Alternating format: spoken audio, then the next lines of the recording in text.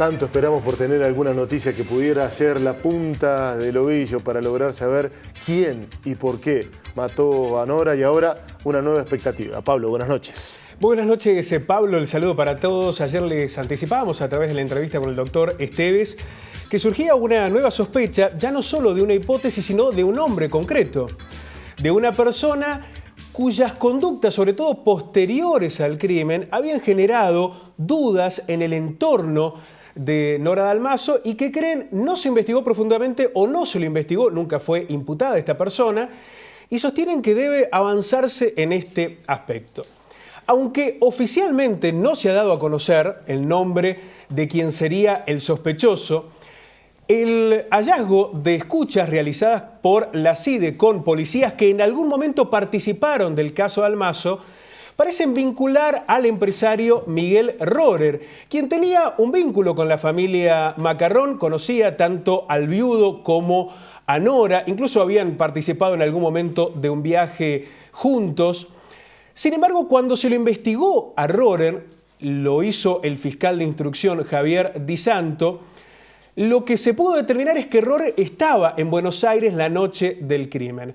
Según los datos que surgen de la propia instrucción, Rohrer había estado inicialmente en Bariloche, desde allí había viajado a Chajarí, Entre Ríos, y luego directamente a la ciudad de Buenos Aires. Esta información había sido corroborada por no solamente la versión de Rohrer, sino por el entorno familiar del empresario, un empresario acaudalado, vinculado al sector agropecuario, que en algún momento también se investigó si no tenía vinculaciones económicas con el propio viudo a través de un pool de siembra.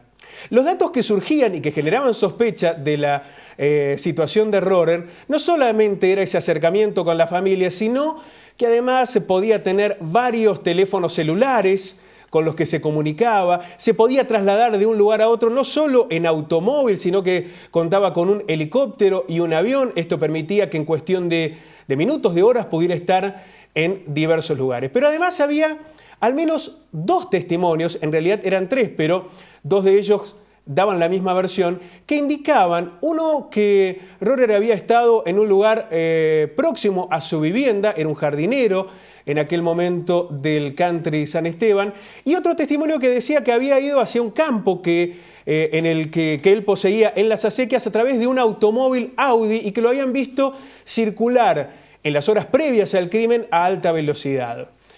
Rohrer había dicho que ese auto lo había entregado en una agencia y cuando se consultó en la agencia efectivamente dijeron que el auto estaba allí, que estaba a la venta y que él circulaba ya no en un Audi sino en un Volkswagen Bora.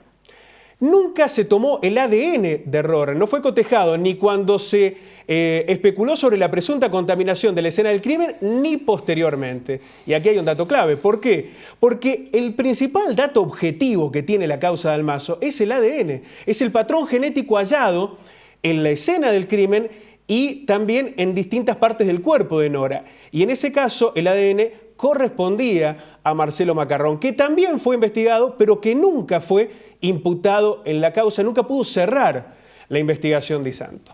Cuando se decidió de dejar de lado la investigación de Rohrer, a los pocos días quien resultó imputado fue el perejil, Gastón Zárate, y la causa se fue por otro carril y nunca volvió a la situación de Rohrer.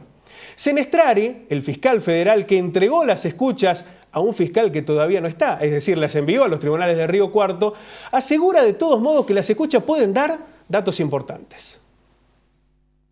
La investigación que teníamos aquí en la Fiscalía de un hecho totalmente diferente, donde se habían generado intervenciones telefónicas durante bastante tiempo.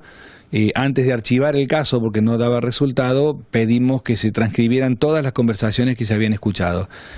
Al hacerlo, encontramos que había algunas comunicaciones relacionadas con ese caso y consideramos que son de importancia para que las tenga en cuenta el fiscal de la investigación del asesinato de Nora Dalmaso para ver a dónde lo lleva, porque la información nos pareció realmente importante. El fiscal federal número 1 de Córdoba, Enrique Senestrari, envió a los tribunales de Río Cuarto escuchas de los servicios de inteligencia relacionados con el asesinato de Nora Dalmaso, ocurrido el 25 de noviembre de 2006. ¿Podría tener un rumbo nuevo la investigación? Eso lo tiene que decir el fiscal. Hay información importante de acuerdo a lo que uno conoce del caso y de la experiencia como fiscal que creo que tiene que generar nuevas medidas de investigación. Si van a llevar a un resultado de encontrar al autor o no, eso yo lo desconozco. ¿Ratificaría algunas sospechas o produciría sospechas de otras personas? No lo sé, ni quiero tampoco hacer conjeturas sobre eso.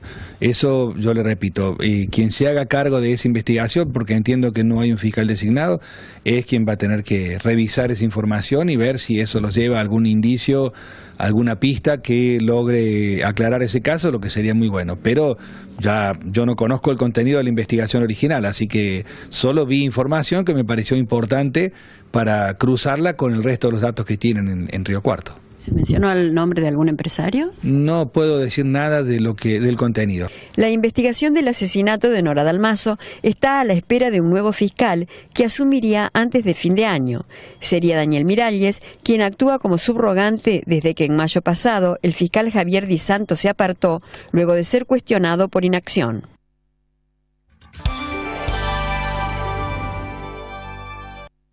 Pablo, si bien Senestrari le da un valor importante, por eso es que remite las escuchas de la CIA de los tribunales, señala que deben ser cotejadas con el resto de los elementos de prueba del expediente.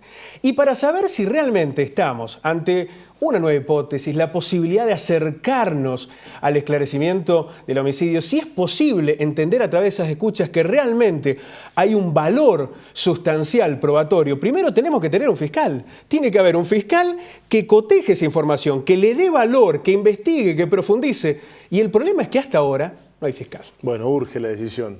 Gracias, Pablo. Buenas noches. A ustedes.